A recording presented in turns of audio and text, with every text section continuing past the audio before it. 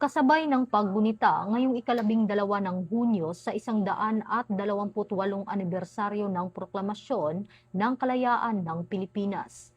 Tiniyak ng Philippine National Police ang buong kahandaan nito upang mapanatili ang seguridad at kaayusan sa buong bansa.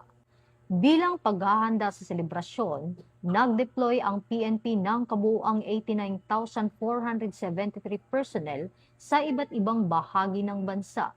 Kabilang dito ang mahigit 77,000 pulis, halos 2,000 tauhan mula sa iba pang unit, at mahigit 10,000 force multipliers. Sa National Capital Region pa lamang, nasa 16,000 personnel na ang nakatalaga sa mga pangunahing convergence area at critical na pasilidad.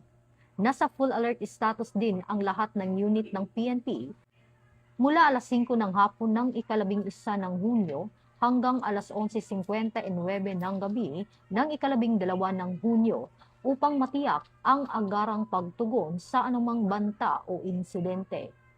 Ayon kay PNP Chief Police General Jose Melencio C. Nartates Jr., nananatiling handa at nakaalerto ang kapulisan upang matiyak ang isang mapayapa, maayos at ligtas na pagdiriwang ng araw ng kalayaan para sa lahat ng Pilipino.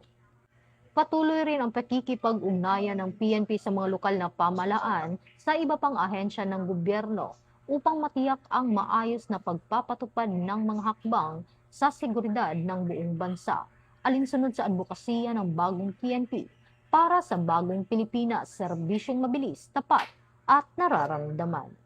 Mula dito sa Campo Crame, ako po ang inyong PNN correspondent, Patroluman Resali Umalay, nagbabalita para sa Police News Network. Alagad ng batas, tagataguyod ng balitang pulis. Ito ang bagong PNP para sa bagong Pilipinas, serbisyong mabilis, tapat at nararamdaman.